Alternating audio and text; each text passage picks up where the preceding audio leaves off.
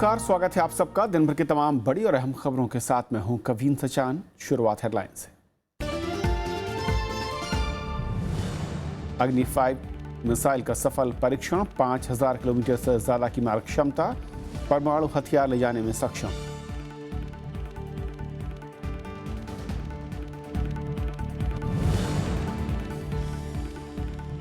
Tax दरों में कटौती का संकेत, वित्त मंत्री ने कर चोरी के लिए ऊंची दरों को ठहराया जिम्मेदार, कहा अपने हिस्से का कर चुकाना नागरिकों का दायित्व।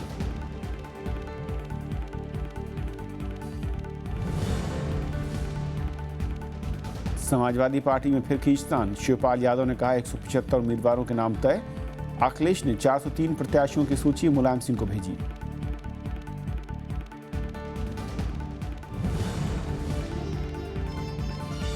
नेशनल हेराल्ड मामले में कांग्रेस अध्यक्ष और उपाध्यक्ष को राहत, दस्तावेज मुहैया कराने की सुब्रमण्यम स्वामी की याचिका खारिज।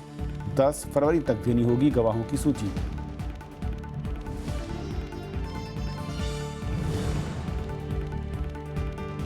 टीएमसी सांसद मिथुन चक्रवर्ती ने छोड़ी राज्यसभा की सदस्यता, सभापति को सौंपा त्यागपत्र, खराब सेहत का दिया हवाला।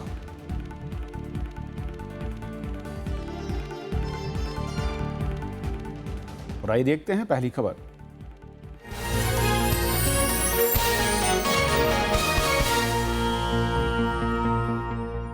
परमाणु हथियार ले जाने में सक्षम लंबी दूरी की मिसाइल अग्नि 5 का आज सफल परीक्षण किया गया। ये मिसाइल 5000 किलोमीटर से ज्यादा दूरी तक मार करने में सक्षम बताई जाती है। अग्नि 5 की जद में पाकिस्तान, चीन और यूरोप समेत आधी दुनिया होगी। राष्ट्रपति और प्रधानमंत्री ने सफल परीक्षण के लिए डीआरडीओ को बधाई दी है। रक्षा क्षेत्र में देश ने सोमवार को एक और बड़ी कामयाबी हासिल की। 5000 किलोमीटर से ज्यादा मार करने वाली अग्नि 5 मिसाइल का ओडिशा तट से सफल परीक्षण किया गया। मिसाइल परमाणु हथियार ले जाने में सक्षम है। इस सफल परीक्षण के साथ ही भारत अब अमेरिका, फ्रांस, ब्रिटेन और चीन के समूह में शामिल हो गया है। अग्नि 5 की जद में पाकिस्तान, चीन और यूरोप समेत आधी दुनिया होगी। दुश्मन के किसी भी टारगेट को 5000 किलोमीटर से एक्सटेंड हो गई, अब 5800 6000 किलोमीटर, कहते हैं 8000 तक हो सकती है। मतलब चाइना का कोई भी टारगेट है उसके ऊपर ये हमला कर सकती है। इसका जो वॉरहेड है 1000 किलोग्राम का होता है, चाहे न्यूक्लियर हो चाहे कन्वेंशनल हो। मिसाइल 17 मीटर लंबी, 2 मीटर चौड़ी और 50 टन वजनी है। मिसाइल 1 टन वजनी परमाणु हथियार ले जाने में सक्षम है। अग्नि श्रृंखला की ये सबसे आधुनिक मिसाइल है जिसमें नेविगेशन, गाइडेंस, वॉरहेड और इंजन से जुड़ी नई तकनीकें शामिल हैं। इसकी गति ध्वनि की गति से 24 गुना ज्यादा है। They have already been afraid of us, but now as the Agni new versions are coming up, it becoming more and more, the range is becoming more and more toward the far away objects. So that means we can have those countries which are not in our range, but still we can fire something from here and do the damage to them. So they should be worried about it. Bharat के पास पहले से ही 700 kilometre तक मार करने वाला अग्नि 1, 2000 kilometre तक मार करने में सक्षम अग्नि 2, 2500 किलोमीटर तक मार करने वाला अग्नि 3 और 3500 किलोमीटर तक मार करने वाला अग्नि 4 मिसाइल है। अरुणा ठाकुर, राज्यसभा टीवी। और अग्नि 5 के बारे में और बातचीत करने के लिए हमारे साथ IDSS से रिसर्च फेलो अजय लेले साहब हैं। अजय जी, बहुत बहुत स्वागत है आपका। अजय जी, सबसे पहले तो ये चौथा परीक्षण रहा है इंडक्शन के लिए, स्ट्रेटेजिक फोर्सेस कमांड में इंडक्शन के लिए अभी कितना सफ़र तय करना है, कौन कौन से पड़ाव इसे और तय करने होंगे? अभी DRDO के पूरे परीक्षण सफल हो चुके हैं। पहला परीक्षण देखा जाए तो 2012 में हुआ था। 4 परीक्षण हुए हैं। लास्ट 2 परीक्षण हमने कैनिस्टर बेस्ड से किए हैं। इसका मतलब हम एक रेल लॉन्च मिसाइल सिस्टम से इसको उड़ा सकते हैं। अब स्ट्रैटेजिक फोर्सेस कमांड में इसका इंडक्शन होगा। पहले यूजर्स ट्रायल्स होंगे। मेरे विचार से 2 परीक्षण स्ट्रैटेजिक फोर्सेस कमांड करेगा, जिसको हम यूजर्स ट्रायल्स कहते हैं। उसके बाद इसका प्रोडक्शन स्टार्ट हो जाएगा। और यूजर ट्रायल में क्या खासियत, मतलब या क्या मैं कहूँ विविधता रहती है इन ट्रायल से, अलग क्या रहता है? ज़्यादा कुछ अलग नहीं रहता, लेकिन एक यूज़र को भी पता होना चाहिए, बिकॉज फाइनली वही लोग उसको यूज़ करेंगे। आज का परीक्षण जो था, जहाँ पे शास्त्रज्ञ मौजूद थे, लेकिन यूज़र के हाथ में जब आप कोई भी देते हैं तब यूज़र को भी देखना चाहिए, उनको भी पूरी जानकारी होनी चाहिए कि कैसे परीक्षण किया जाता है और एक्चुअल अगर कभी ज़रूरत पड़ी तो उसको कैसे हम यूज़ कर सकते हैं। सो इस हिसाब से यूजर्स ट्रायल्स बहुत महत्वपूर्ण होते हैं और 2 यूजर्स ट्रायल्स के बाद इसका प्रोडक्शन स्टार्ट हो जाएगा। कितना एक समय अंतराल और लग सकता है कि अगर नॉर्मल मैं कहूँ कि 2 यूज़र ट्रायल के लिए जो तय है 1-2 साल का समय लग सकता है मेरे 1-2 विचार साल से। समय लग सकता है। मैं बात करता हूँ इसकी खूबियों को लेकर। कहा जा रहा है कि हम एक टॉप 5 जो एक ग्रुप है उसमें शामिल हो गए हैं। 5000 से ज़्यादा की रेंज, कुछ लोग 5 से 6000 कह रहे हैं, कुछ से कह रहे हैं 8000 तक स्पेंड कर सकते हैं। असल में इसके मायने क्या हैं, इसका क्या मतलब माना जाए रक्षा के लिहाज से? रक्षा के लिहाज से अगर हम देखेंगे तो हमारे जो परमाणु हथियार हैं उसका एक पूरा दायरा होता है। खाली परमाणु हथियार बनाने से हमें कोई फ़ायदा नहीं है, आपके पास एक डिलीवरी मैकेनिज्म होना चाहिए कि जिसके द्वारा आप ये परमाणु हथियार आप किसी शत्रु पक्ष के ऊपर मार गिरा सकते हैं। तो उसके लिए 3 मैकेनिज्म्स होते हैं। एक तो आपका एयरक्राफ्ट परमाणु हथियार कैरी कर सकता है, दूसरा आपका सबमरीन कर सकता है और तीसरा आपका land based surface to surface missile carry कर सकता है। तो सरफेस टू सरफेस मिसाइल में हमारे कई सारे प्रकार हैं। हमने अग्नि 1 से शुरू किया कि जिसका डिस्टेंस होता है तो 1000 किलोमीटर तक जा सकता है। वैसे आज तक हमने अग्नि 4 तक जो परीक्षण किए हैं सफलतापूर्वक, तो 3.5 से 4000 किलोमीटर दूरी तक हम परमाणु हथियार गिरा सकते हैं। तो आज हमने जो परीक्षण किया है उसके जरिए हम 5500 से 5800 किलोमीटर दूरी तक परमाणु हथियार गिरा सकते हैं। इसका महत्व ये है कि आपके जो एनिमी कंट्रीज़ होंगे वो कंट्रीज़ के अंदर आप दूर तक जाके भी एक न्यूक्लियर अटैक कर सकते हैं। दूसरा महत्व ये है कि आप आपके देश में ये मिसाइल को कहीं पे भी रख के उसका परीक्षण कर सकते हैं, क्योंकि अगर आपको बॉर्डर लाइन में करना है तो बॉर्डर लाइन से अगर एनिमी कंट्री आपका 5000 किलोमीटर दूरी पे होगा तो आप वहाँ पे जाएंगे। अगर आपने देश के अंदर ही से रखा, शायद आपने साउथ इंडिया में रखा, तो आपको देश से बाहर जाने के लिए 3000 किलोमीटर दूरी तय करनी पड़ेगी, लेकिन उसके बावजूद भी आपके पास और 2000 किलोमीटर दूरी का प्रावधान रहेगा। सो परमाणु हथियार का जो महत्व होता है वो एक सरप्राइज होता है। तो आप शत्रु पक्ष को ये बता सकते हैं कि हम हमारे देश में कहीं पे भी एक लॉन्चर सिस्टम रख के इसका परीक्षण कर सकते हैं या आपके ऊपर हम उसको हमला कर सकते हैं। अब मैं भारत के अगर इर्द गिर्द देशों की बात करूं और कंपेयर करने की कोशिश करूं, समझने की कोशिश करूं कि चीन के पास जो क्षमता है वो किस तरीके की है, या फिर पाकिस्तान को लेकर, हालांकि लोग कहते हैं जो सुरक्षा जानकार हैं कि पाकिस्तान से कंपेयर करना ये एक नासमझी भरा कदम होता है। अगर हम चीन की क्षमता देखें तो इसको इंटरकॉन्टिनेंटल बैलिस्टिक मिसाइल्स बोलते हैं। अगर हम मिसाइल्स का दायरा देखें तो मिसाइल्स में 2 या 3 टाइप्स हो सकते हैं। एक आपका मीडियम वाला टाइप है, एक आपका इंटरमीडिएट बैलिस्टिक मिसाइल होता है, IRBM जिसे बोलते हैं। सो पाकिस्तान के पास ICBMs नहीं है जो भारत ने आज परीक्षण किया है। 2012 से हम परीक्षण करने आ रहे हैं। पाकिस्तान के पास शाहीन 3 करके मिसाइल है जो 2800 किलोमीटर दूरी तक जा सकता है। लेकिन चाइना हमसे काफ़ी आगे हैं। चाइना के पास जो DF डोंगफोंग सीरीज़ हैं उसके एक 31 और 5A करके 2 मिसाइल्स हैं जो 9000 10,000 किलोमीटर दूरी तक भी जा सकते हैं।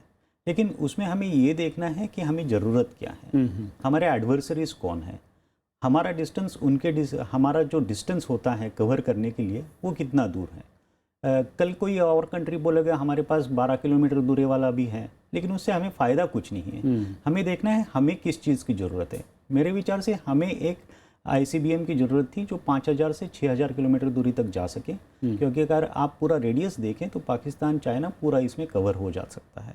तो इस हिसाब से भारत के लिए ये महत्वपूर्ण कदम है और इससे हम बोलेंगे न्यूक्लियर ट्रायड का जो एक हिस्सा है मिसाइल्स वो एक कंप्लीट होने की तरफ जा रहा है। एक आखिरी सवाल, जिस तरीके से ये मिसाइल है, और हालांकि भी 2 आपने कहा कि जो यूज़र टेस्ट होंगे उसके बाद इसको शामिल किया जाएगा स्ट्रेटेजिक फोर्सेस में, लेकिन खूबियों के लिहाज से अगर मैं कहूँ तो ये दुनिया के जो 5-6 देश हैं जिनके पास इस तरह की डिस्टेंस की मिसाइल्स हैं उससे कितना अलग या कितना सिमिलर या फिर कितनी एडवांस टेक्नोलॉजी के हिसाब से उसमें हमने आगे बढ़े हैं? जैसे भारत को सबसे ज़्यादा एडवांटेज एक है कि हम लेट स्टार्टर हैं। बाकी सब देशों में बहुत पहले ही परीक्षण किए थे, बहुत पहले ही मिसाइल इंडक्ट किए थे। तो उनका जो इनिशियल मिसाइल डेवलपमेंट था उस समय सेंसर टेक्नोलॉजी इतनी प्रगत नहीं थी जितनी आजकल हुई है। तो भारत को एक लेट स्टार्टर एडवांटेज है, लेकिन मेरे विचार से बाकी सब कंट्रीज़ के पास जैसे है वैसा ही भारत का भी मिसाइल है। वैसे मिसाइल है। बहुत शुक्रिया अजय जी इस पूरी बातचीत के लिए आपका। धन्यवाद। और ये थी हमारी पहली खबर। छोटा सा ब्रेक, और ब्रेक के उस पार दिन भर की दूसरी बड़ी खबर।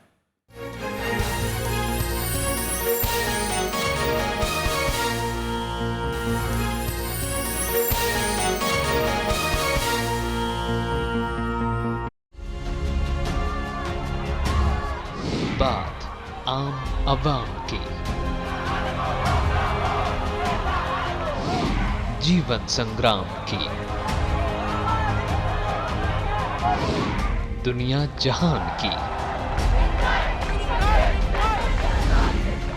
जो करती है आप पर असर। हम बनाते हैं उसको खबर। देखिए RSTV विशेष सोमवार से शुक्रवार सिर्फ राज्यसभा टीवी पर।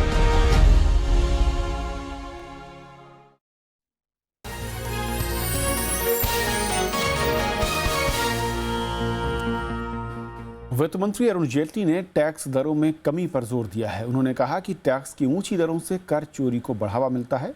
वित्त मंत्री ने कहा कि अपने हिस्से का कर चुकाना नागरिकों का दायित्व है। अगले साल के आम बजट के करीब एक महीने पहले वित्त मंत्री अरुण जेटली ने टैक्स दरों में कमी का संकेत दिया है। उन्होंने राजस्व सेवा के अधिकारियों के एक सम्मेलन में कहा कि बड़ी अर्थव्यवस्था बनने के लिए कर दरों में कमी जरूरी है। That what you need is a broader base of economy, for which you need a lower level of taxation. You need to manufacture products and provide services which are more competitive in character, and therefore your taxes will have to be globally compatible. Bharat में महज 3.5 करोड़ लोग ही tax के दायरे में हैं। आबादी के लिहाज से ये आंकड़ा 3.3% बैठता है। वहीं सिंगापुर में 39%, अमेरिका में 46% और न्यूजीलैंड में 75% लोग टैक्स देते हैं। 2014-15 में प्रत्यक्ष करों से 6,96,200 करोड़ रुपए मिले थे। ये राजस्व सरकार के लक्ष्य 7,05,000 करोड़ रुपए से 14% कम था। जब आप टैक्सेस कम करते हैं तो ज़्यादा से ज़्यादा लोग आते हैं। उस आने का फ़ायदा ये होगा कि आपका टैक्स बेस बढ़ेगा। ये तभी पॉसिबल है जब रेट को आप सिंप्लीफाई करेंगे। सिंप्लीफिकेशन के लिए आपको रेट कम करने पड़ेंगे, थ्रेशोल्ड बढ़ानी पड़ेगी। And with digitalisation, demonetisation, it is important you should give some kind of encouragement and some benefit to the आम आदमी। They should come forward and pay the taxes. वित्त वर्ष 2017-18 का बजट 1 फरवरी को पेश होना है। माना जा रहा है कि नोटबंदी के बाद बजट में सरकार आयकर दाताओं के लिए बड़ी राहत का ऐलान कर सकती है। कृति मिश्रा, राज्यसभा टीवी। उत्तर प्रदेश में टिकट बंटवारे पर समाजवादी पार्टी की कला एक बार फिर सामने आ गई है। शिवपाल यादव ने जहां 175 उम्मीदवारों के नाम तय होने का ऐलान किया और अनुशासनहीनता बर्दाश्त न करने की बात कही, तो मुख्यमंत्री अखिलेश यादव ने 403 उम्मीदवारों की सूची मुलायम सिंह यादव को भेज दी। और इस खींचतान के बाद विपक्षी दलों को भी आरोप प्रत्यारोप का मौका मिल गया। उत्तर प्रदेश में समाजवादी पार्टी के उम्मीदवारों पर खींचतान के बीच प्रदेश अध्यक्ष शिवपाल यादव ने सोमवार को मुलायम सिंह यादव से मुलाकात की। मुलाकात के बाद उन्होंने टिकट बंटवारे पर विवाद से इनकार कर दिया। चुनाव जब डिक्लेयर हो जाएगा सब समस्याएं हल हो जाएंगी। और जब मैं बोल ही चुके हैं, सबकी राय ली जा रही है, सभी नेताओं की राय ली जा रही है, तो इसमें कोई समस्या ही नहीं है। दरअसल शिवपाल यादव ने रविवार को ट्वीट कर 175 उम्मीदवारों के नाम तय करने की बात कही थी। उन्होंने कहा था कि प्रत्याशियों का चयन जीत के आधार पर होगा और पार्टी में अनुशासनहीनता बर्दाश्त नहीं की जाएगी। इसके जवाब में अखिलेश ने सभी 403 उम्मीदवारों की एक सूची राष्ट्रीय अध्यक्ष मुलायम सिंह यादव को भेजी है। दोनों खेमे अपनी बात पुरजोर तरीके से रख रहे हैं। 175 की लिस्ट बहुत पहले जारी हो गई थी, जिसमें कुछ तब्दीली प्रदेश अध्यक्ष जी ने निरंतर की है। 403 कोई जरूरी नहीं है कि उसमें से कोई भी नाम 175 से ना हो। दोनों लिस्ट राष्ट्रीय अध्यक्ष जी के पास पहुंच गई है और हमें पूरा विश्वास है कि वो माननीय मुख्यमंत्री की बात समझेंगे। मैं समझता हूँ इसमें कोई दो नहीं, सूची एक ही होगी, लेकिन अलग अलग सुझाव हो सकते हैं और उन सुझावों पर राष्ट्रीय अध्यक्ष विचार करें।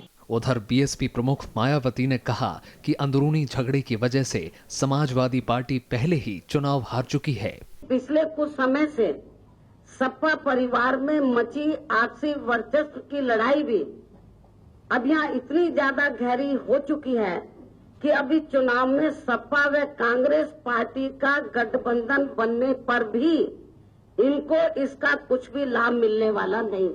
बीजेपी का मानना है कि अंदरूनी खींचतान का फायदा उसे मिलेगा। वो लड़े खत्म हो, मैं तो चाहता हूँ सपा बसपा मुक्त हो, तो वो लड़ करके आपस में लड़के खत्म हो, चाहे चुनाव में लड़ करके खत्म हो। जिस भी तरीके से सपा बसपा से यूपी मुक्त होगा वो अच्छा होगा। अखिलेश यादव बार बार कह चुके हैं कि उम्मीदवारों के चयन में उनकी सुनी जानी चाहिए। शिवपाल की सूची में करीब 50 ऐसे नाम हैं जो अखिलेश की सूची में नहीं हैं। इसी को पूरे विवाद की जड़ माना जा रहा है। Bureau report, Rajya Sabha TV. Rahul Gandhi ने एक बार फिर केंद्र सरकार पर गंभीर आरोप लगाए हैं। राजस्थान के बारां में उन्होंने कहा कि नोटबंदी का फैसला गरीबों, किसानों और मजदूरों के खिलाफ है। राहुल ने आरोप लगाया कि नोटबंदी का फैसला कर प्रधानमंत्री ने देश के हुनर पर हमला किया है। राजस्थान के बारां में कांग्रेस उपाध्यक्ष राहुल गांधी ने एक बार फिर नोटबंदी पर सवाल उठाया। राहुल गांधी ने कहा कि ये आर्थिक तालाबंदी का फैसला है। उन्होंने आरोप लगाया कि प्रधानमंत्री ने देश के हुनर पर हमला किया है। वो आर्थिक तालाबंदी का फैसला है।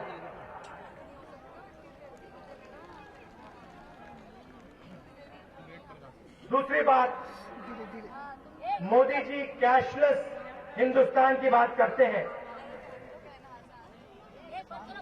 मैं आपको दिखलाऊंगा कि कैशलेस हिंदुस्तान का मतलब पूरा का पूरा हिंदुस्तान का धन 50 कंपनियों के हाथ जाएगा। राहुल गांधी ने स्विस खाता धारकों के नाम सार्वजनिक करने की मांग दोहराई। साथ ही उन्होंने नरेंद्र मोदी पर देश को बांटने का भी आरोप लगाया। हिंदुस्तान का मजदूर इस देश को बनाता है, खड़ा करता है इस देश को। आपने उसके हाथ से मनरेगा छीनी। पिछले 2.5 साल में नरेंद्र मोदी जी ने सिर्फ एक काम किया है, हिंदुस्तान को 2 भागों में बांटने का काम। इस बीच बीजेपी ने राहुल गांधी के आरोपों को बेबुनियाद करार दिया है। कांग्रेस काले धन के खिलाफ अभियान को कमजोर करना चाहती है, इसलिए इस तरह की भाषा कांग्रेस बोल रही है। और राहुल गांधी जी की इस बात पर कोई यकीन करने वाला नहीं है। देश काले धन के खिलाफ एक बड़े अभियान में प्रधानमंत्री जी के साथ है। इससे पहले गुजरात के मेहसाणा में रैली कर कांग्रेस उपाध्यक्ष ने सहारा डायरी का हवाला देते हुए प्रधानमंत्री पर भ्रष्टाचार के आरोप लगाए थे।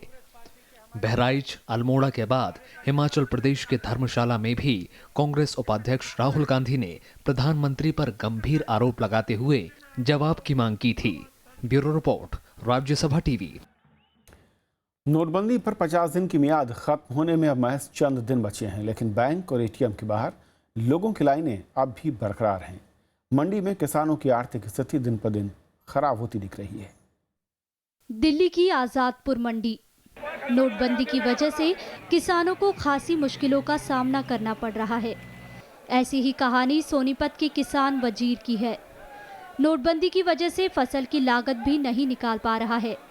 नतीजन दिनों दिन कर्ज में डूबता जा रहा है। पहले पल्ला बिकता था 200 रुपए का, 300 का शुरू में तो 400-500 तक भी बिकता था, लेकिन अब तो 50 रुपया बिक रहा है, 40 रुपए का। कोई बचत नहीं है इस टाइम पे, बिल्कुल बराबर। खेत में जो लागत लगाई है उसका नुकसान है 20-25 हज़ार रुपये एकड़ का। मंडी में सब्जियों के ग्राहक भी कम हैं। मजबूरी में किसानों को सब्जियां औने पौने दाम में बेचनी पड़ रही हैं। सब्जियों के दाम में 70% तक की गिरावट दर्ज की गई है। नोटबंदी के उससे तो बहुत खराब हुआ है, मजदूरों को पैसा नहीं दे पा रहे हैं और ट्रैक्टर वगैरह में तेल डलवाने के लिए बहुत दिक्कत है। बैंकों से पैसे नहीं निकल पा रहे। बैंक वाले जा रहे हैं तो कह रहे हैं जी अभी है नहीं, स्टॉक खत्म है। बैंकों में वहाँ पे जाते हैं, लाइनों में लगते हैं, तब उनके पास पैसे मिले तभी तो वे आगे माल खरीदेंगे हमारे से। उनके पास कैश होगा तभी माल लेंगे वे, उनके पास कैश नहीं होगा तो माल नहीं लेंगे वे। अब जिसके पास कैश होगा तो हम भी क्या करेंगे, उसको 100 रुपए की चीज़ होगी तो उसको 50 का बेचना पड़ेगा। किसानों की मजबूरी ये है कि अगर फसल नहीं बिकी तो वो सड़ जाएगी। ऐसे में न चाहते हुए भी उन्हें सब्जियों को लागत से कम दाम में बेचना पड़ रहा है। अर्थव्यवस्था में सुधार लाना भी नोटबंदी के साथ जुड़ा एक मकसद था, लेकिन जब किसान की ही आर्थिक व्यवस्था बिगड़ जाए तो फिर अर्थव्यवस्था में सुधार कैसे आएगा। कैमरा पर्सन अरविंद के साथ अनु दीवान, राज्यसभा टीवी, दिल्ली।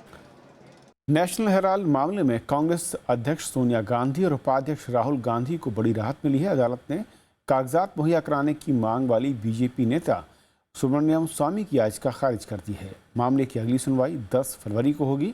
इस दिन तक स्वामी को गवाहों की सूची सौंपनी है। दरअसल स्वामी की याचिका पर कोर्ट ने कांग्रेस और एसोसिएटेड जर्नल्स से बैलेंस शीट की प्रति मांगी थी। दोनों को ने कोर्ट का आदेश मानते हुए बैलेंस शीट सौंप दी। हाईकोर्ट ने 12 अगस्त को इस आदेश पर रोक लगा दी और उसके बाद स्वामी ने निचली अदालत में नई याचिका दायर की थी। वहीं कांग्रेस और एसोसिएटेड जर्नल्स ने भी याचिका देकर कागजात वापस मांगे थे। इस मामले में सोनिया गांधी और राहुल गांधी के अलावा मोतीलाल वोरा, ऑस्कर फर्नांडिस, सुमन दुबे और सैम पित्रोदा आरोपी हैं।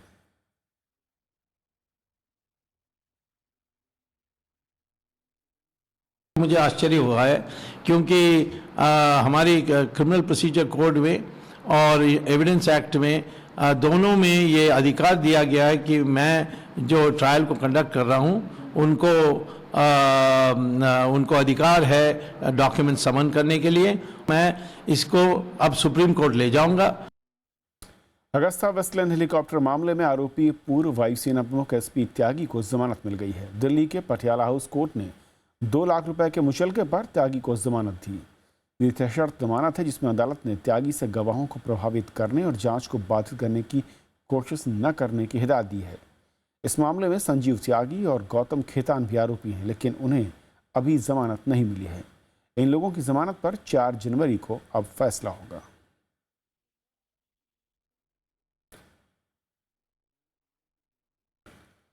तृणमूल कांग्रेस के सांसद मिथुन चक्रवर्ती ने राज्यसभा से इस्तीफा दे दिया है। उन्होंने खराब स्वास्थ्य का हवाला देते हुए इस्तीफा सौंपा है। उन्होंने अपना इस्तीफा राज्यसभा के सभापति को सौंप दिया है।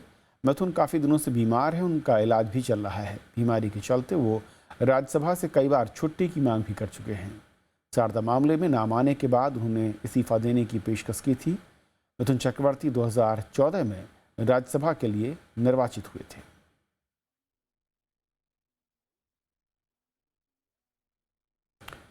पूरा उत्तर भारत शीतलहर और घने कोहरे की चपेट में है। पहाड़ी इलाकों में हुई बर्फबारी के बाद ठंड बढ़ गई है। जम्मू कश्मीर के कई इलाकों में पारा शून्य से नीचे चल रहा है, तो वहीं कोहरे का असर सड़क, रेल और हवाई उड़ानों पर भी पड़ा है। तस्वीरें देश के अलग अलग इलाकों की हैं। शीतलहर ने पूरे उत्तर भारत को चपेट में ले लिया है। कश्मीर हो या फिर दिल्ली, लखनऊ या फिर पटना, लोग अलाव और चाय के सहारे ठंड से बचने की जुगत में लगे हैं। आने जाने में भी दिक्कत हो रही है, काम धंधे में भी दिक्कत हो रही है, हर तरीके से परेशानी हो रही है। कोहरे का असर सड़क, रेल और हवाई यातायात पर पड़ा है, जिसके चलते मुसाफिरों को परेशानी झेलनी पड़ रही है। दिल्ली से जाने वाली 30 से ज्यादा ट्रेनें तय समय से देरी से चल रही हैं, जबकि कोहरे की वजह से कई ट्रेनों को रद्द करना पड़ा है। शाम को मिर्जापुर से पुरुषोत्तम एक्सप्रेस में आने थे, तो अभी तक 6 बजे चली, वहाँ से अभी तक नहीं आ पाई है। करीब 8 घंटे लेट चल रही है गाड़ी। शिमला में हुई ताजा बर्फबारी से सैलानी खुश हैं। वहीं जम्मू कश्मीर में लोग भीषण ठंड की चपेट में हैं। श्रीनगर का तापमान 0 से 5.1 डिग्री सेल्सियस नीचे चला गया है। वहीं पहलगांव में तापमान -6.4 डिग्री सेल्सियस के साथ घाटी का सबसे ठंडा इलाका रहा। राज्य में लेह सबसे ठंडा इलाका रहा। यहाँ तापमान -13.9 डिग्री सेल्सियस रिकॉर्ड किया गया, जबकि कारगिल में तापमान -11.8 डिग्री सेल्सियस रहा। मौसम वैज्ञानिकों की माने तो अभी ठंड और कोहरे से निजात मिलने के आसार नहीं हैं। Bureau report, Rajya Sabha TV. तो इस बुलेटिन में फिलहाल इतना ही। नमस्कार।